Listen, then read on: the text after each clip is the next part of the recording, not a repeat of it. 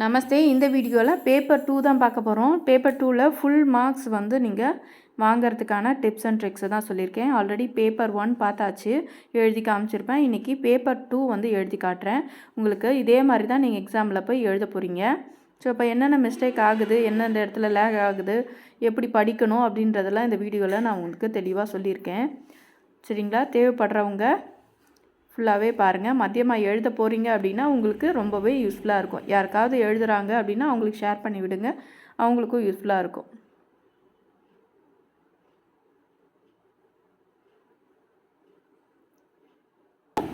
பாருங்கள், என் கூட சேர்ந்து எழுத ஆரம்பிச்சிருங்க. ஃபஸ்ட்டு பாருங்கள், கின் ஹிந்து தோ பிரசன்னம் கா உத்தர் லிக்கியே எழுத சொல்லியிருக்காங்க. ஃபஸ்ட்டு 2 கொஷின் ஆன்சர் எழுதணும். இதிலேருந்து ஸ்டோரியிலேருந்து ஃபஸ்ட்டு 3 ஸ்டோரி படிச்சுக்கிட்டீங்க அப்படின்னா எனி 2 எழுதிடலாம். இப்ராஹிம் லெசன்லேருந்து எழுதுகிறேன் இந்த கொஷினு.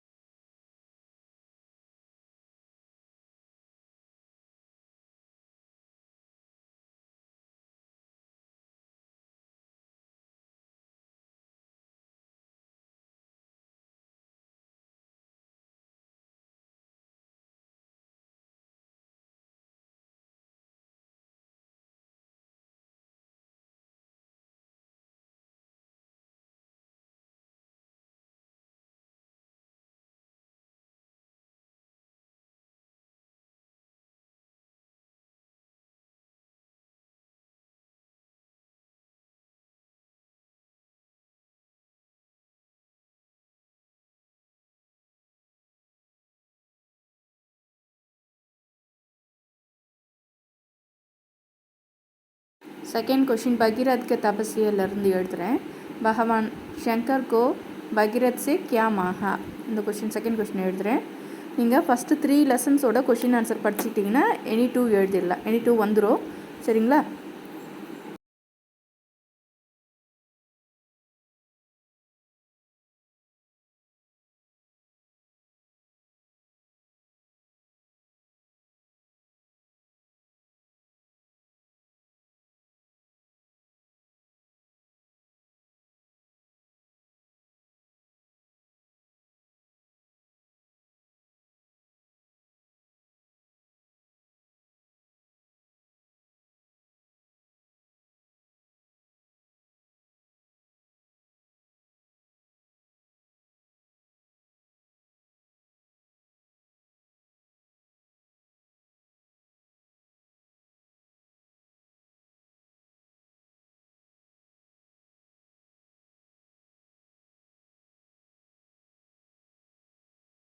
செகண்ட் ரோம் லெட்டர் எஸ்ஏ.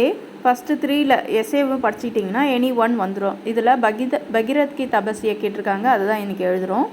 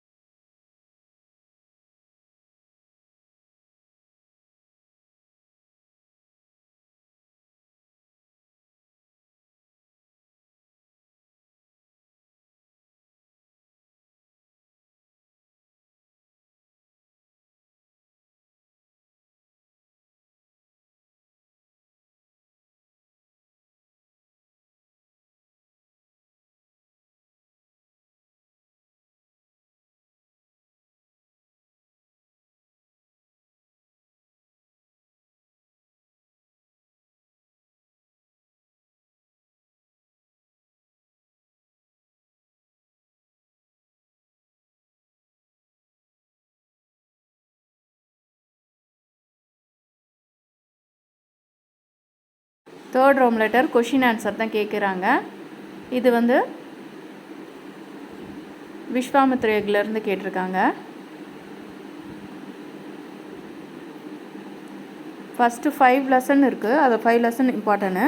5 லெசன்ஸில் இருக்கிற கொஷின் ஆன்சர் மட்டும் படிச்சுக்கிட்டிங்க அப்படின்னா எனி 2 கேட்பாங்க. எனி 2 எழுதிடலாம். ஃபஸ்ட்டு 5 லெசனும் ஈஸியாக தான் இருக்கும். 1 மார்க் இதுதான். ரொம்ப கொஷின்ஸ் கம்மியாக தான் இருக்கும். ரொம்ப ஈஸியாக தான் இருக்கும். ஸோ இப்போது ஃபஸ்ட்டு 5 லெசன்ஸோட கொஷின் ஆன்சர் படிக்கணும். ஏன்னா வந்து ஆப்ஷன் ரொம்ப கம்மி, அதனால் 5 லெசன்ஸும் படிக்கணும்.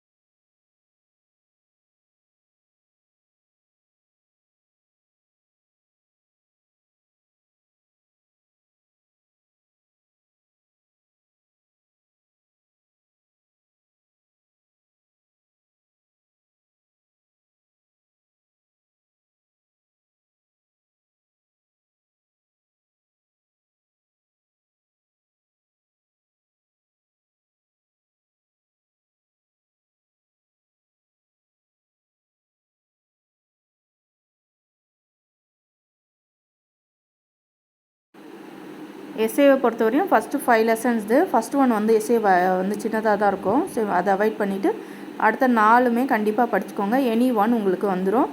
நீங்கள் எஸ்ஏ எழுதிடலாம். சரியா?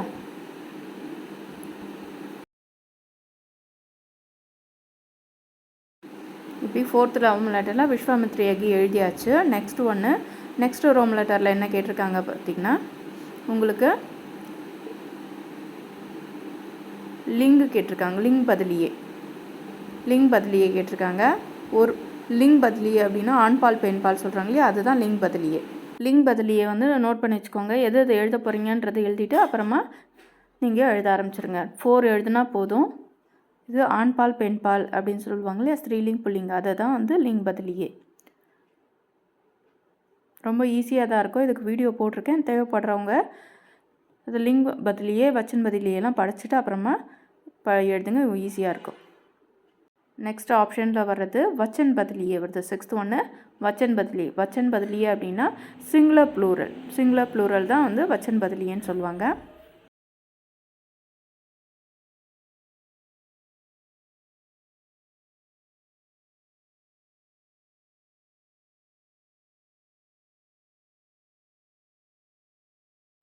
ரொம்ப ஈஸியாக தான் இருக்கும் வச்சன் பதிலி அப்படின்றது.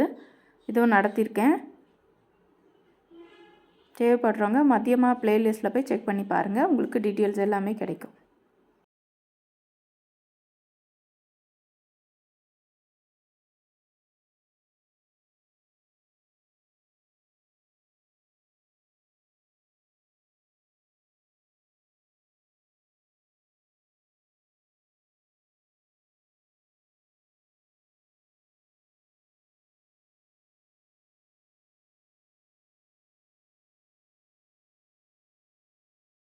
செவன்த் ரோம் லெட்டரில் இருக்கிறது அங்கும், அதாவது நம்பர்ஸை வந்து எழுதணும். சென்டென்ஸில் எழுத சொல்லியிருக்காங்க.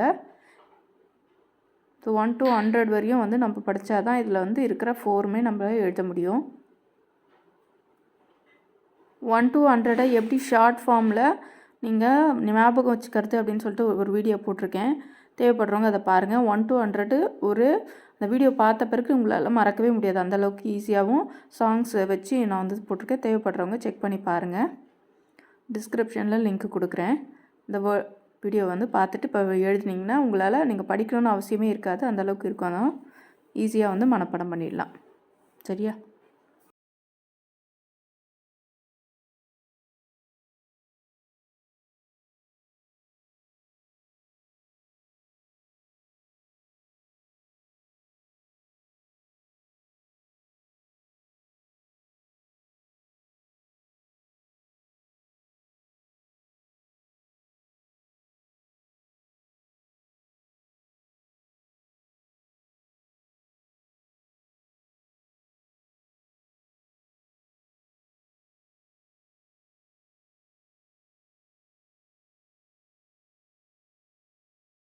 வாட்சிய பதிலியே ஆக்டிவ் வாய்ஸ் பேசிவ் வாய்ஸு. இதுவும் ரொம்பவும் கம்மியாக தான் இருக்கும், ரொம்ப கம்மியாக இருக்கும். அதுலேருந்து தான் கேட்பாங்க. ஒரு சில கண்டிஷன்ஸ் தான். இதுக்கும் வந்து வீடியோ போட்டிருக்கேன், தேவைப்படுறவங்க செக் பண்ணி பார்த்துட்டு படிங்க. ரொம்ப ஈஸியாக இருக்கும். ஜா வந்து சேர்த்துக்கணும், அவ்வளோதான். நே வந்தால் அதை கட் பண்ணிட்டு எழுதணும், சேர்க்கணும், அவ்வளோதான். இங்கே நே இருந்தால் அங்கே நே இருக்கக்கூடாது, அங்கே இருந்தால் இங்கே இருக்கக்கூடாது. அந்த மாதிரி ஜானா ஜா சேர்த்து எழுதணும், இல்லைனா சேர்க்காமல் எழுதணும். இந்த மாதிரி தான் இருக்கும் ஆக்டிவ் வாய்ஸ் பாசிவ் வாய்ஸ். ரொம்ப ஈஸியாக இருக்குது. கிராமர் படி பார்க்கணுன்னா நம்ம அது கிராமர் படி போனோன்னா இப்போ அதுக்கு டைம் இல்லை. நம்ம வந்து வாட்ஸ்அப்பில் மீனிங் மட்டும் அது என்ன வருதோ அப்படின்னு மட்டும் இப்போதைக்கு பார்த்துக்கலாம். தேவைப்படுறவங்க வாட்ஸ்அப்பிலேயே நடத்தியிருக்கேன், வேணால் கிராமர் படி வேணால் போய் பாருங்கள். டிஸ்கிரிப்ஷனில் லிங்க் தரேன்.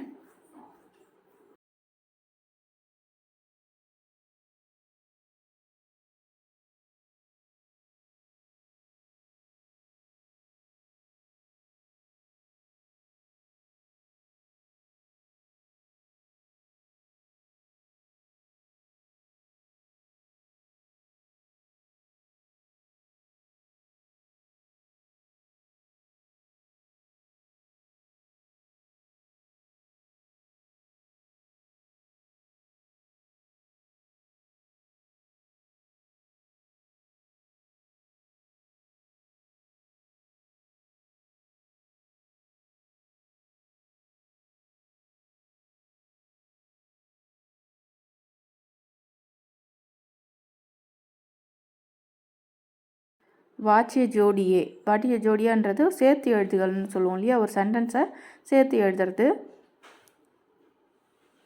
அது சேர்த்து எழுது. இதுவும் வந்து வீடியோ இருக்குது, தேவைப்படுறவங்க செக் பண்ணி பாருங்கள்.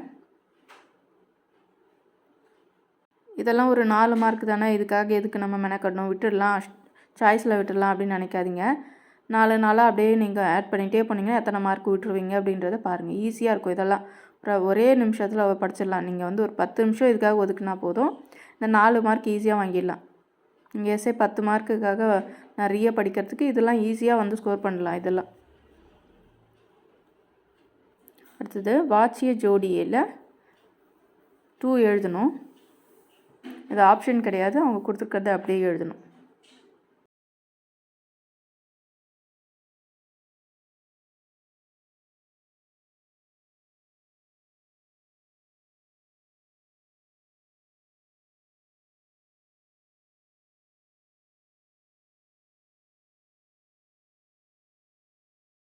शुद्ध रूप 10th ஒன்று शुद्ध रूप ரொம்ப ரொம்ப ஈஸி. ஒன்றுமே இல்லை, அது கிராமர் படி இருக்கான்றதை பார்த்து செக் பண்ணி கிராமர் படி எழுதணும். எஹு கிதாப் ஹே, எஹு ஏ கிதாப் ஹே அப்படின்றது ஹே முடிக்கணும் இல்லையா, வர்பு, அதுதான் எழுதுனாங்க. கே வர்ற இடத்துலலாம் வந்து உங்களுக்கு சே வரும், அவ்வளோதான். கேக்கு பதிலாக சே போடணும். இது எல்லாமே அப்படி தான். இதில் ஒரு 10 நோவோ இருக்குது, அதை வந்து படிச்சுக்கோங்க. அதை மட்டும் படிச்சுக்கிட்டாலே போதும். உங்களுக்கு வந்து என்ன வந்துடும், शुद्ध रूप ஈஸியாக வந்து 5 மார்க்ஸ் ஈஸியாக வாங்கிடலாம்.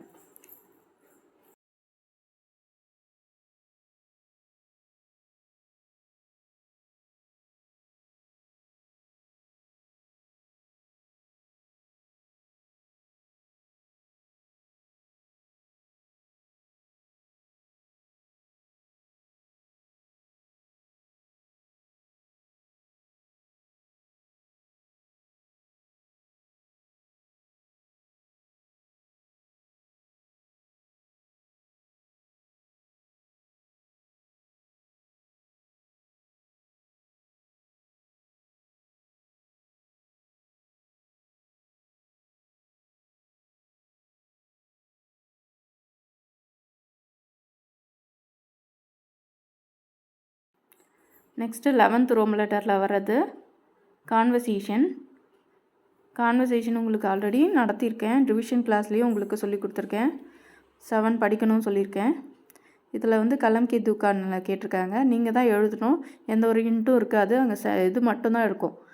நீங்கள் தான் வந்து துக்காந்தார் லடுக்கான்னு சொல்லிவிட்டு எத்தனை இருக்கோ அத்தனை சென்டென்ஸும் நீங்கள் தான் எழுதணும். அங்கே இருக்காது. கொஷின் பேப்பரில் இருக்கிறது வெறும் ஹெட்டிங் மட்டும்தான் இருக்கும். நீங்கள் தான் எழுந்து ஃப்ரேம் பண்ணி அதுக்கு என்ன பண்ணணும், கான்வர்சேஷன் நீங்கள் தான் வந்து உருவாக்கணும். ஈஸியாக தான் இருக்கும், ரொம்ப சிம்பிளாகவும் ஈஸியாக தான் இருக்கும்.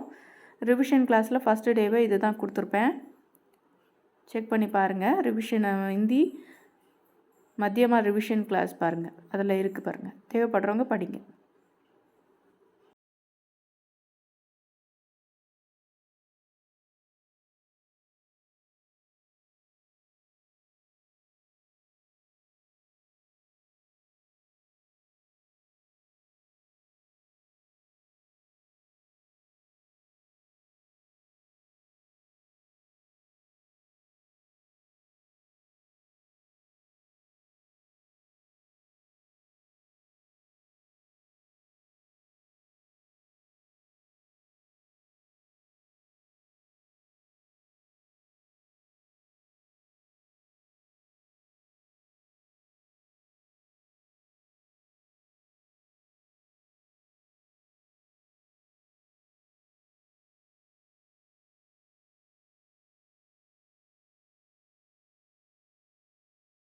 நெக்ஸ்ட்டு வர்றது லெட்டர் ரைட்டிங்கு.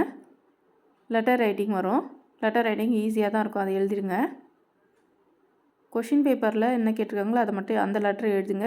அது இல்லாமல் புக்கில் என்ன பேர் கொடுத்துருக்காங்களோ அது மோஸ்ட்லி அதை ட்ரை பண்ணுங்கள். நீங்களே ஓனாக டைப் பண்ணி மிஸ்டேக் ஆகிடும். நேம் கரெக்டாக தெரிஞ்சால் எழுதுங்க, இல்லைன்னா தப்பு தப்பாக எழுதாதீங்க. அவங்க என்ன கொடுத்துருக்காங்களோ அதை புக்கில் இருக்கிறத அப்படியே கூட எழுதுங்க. எங்கே எப்படி எழுதணும், லெட்டர் மட்டும் கம்மா போடுற இடத்துல கம்மா போடணும், ஃபுல் ஸ்டாப் வைக்கிற இடத்துல ஃபுல் ஸ்டாப் வைக்கணும். அதெல்லாம் கரெக்டாக பார்த்து நீங்கள் எழுதணும். மிஸ்டேக் ஆச்சுன்னா எல்லாருமே வந்து மார்க், அதுக்கு 2 மார்க்கு குறையும்.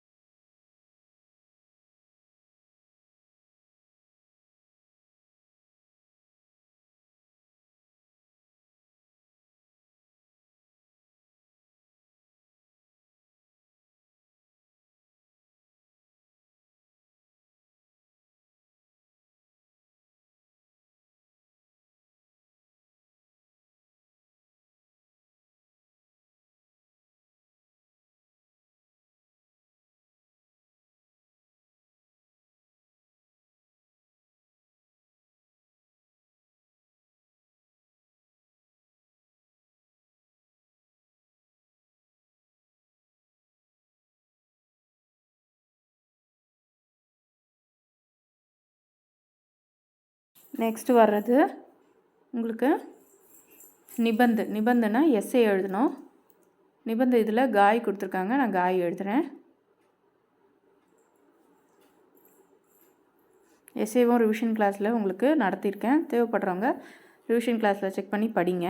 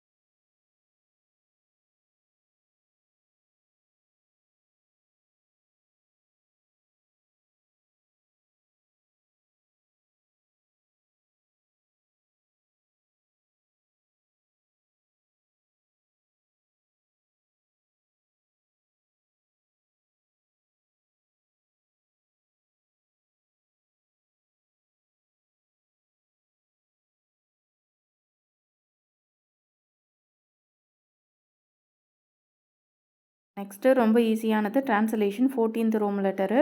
தமிழில் ஒரு இங்கிலீஷில் எழுதணும். நான் தமிழில் எழுதுகிறேன். கோகனட் ட்ரீயை பற்றி தான் கேட்டிருக்காங்க. ஒவ்வொன்றுத்துக்கும் தனித்தனியாக வந்து வீடியோ போட்டிருக்கேன் ட்ரான்ஸ்லேஷனுக்கு. ட்ரான்ஸ்லேஷன் நீங்கள் படிக்கிறதுக்கு டைம் இல்லைனாலும் ஒரு வாட்டி வீடியோ பார்த்துட்டு அதை தெரிஞ்சுக்கிட்டு இதை பற்றி தான் அப்படின்னும்போது நீங்கள் ஓனாக கூட அங்கே போய் எழுதிடுவீங்க. அது ஒரு வாட்டி கேட்டுட்டு மட்டும் போங்க. ஈஸியாக வந்து உங்களால் அங்கே எழுதிட முடியும். சுத்தமாக எதுவுமே தெரியாமல் போகிறதுக்கு ஒரு வீடியோவை பார்த்துட்டு அது ஒரு வாட்டி கேட்டுட்டு போனீங்கன்னா கூட அதை வச்சு நீங்கள் ஓனாக சென்டென்ஸ் மேக் பண்ணிடுவீங்க. சரியா? எதுவுமே தரலனா கஷ்டமாக இருக்கும். இது ட்ரான்ஸ்லேஷன், அதுவும் கிராமர் படி சொல்லி கொடுத்துருக்கேன். தேவைப்படுறவங்க செக் பண்ணி பாருங்கள். தனித்தனியாக ஒவ்வொரு நாளும் ஒரு ஒரு வீடியோ போட்டிருக்கேன்.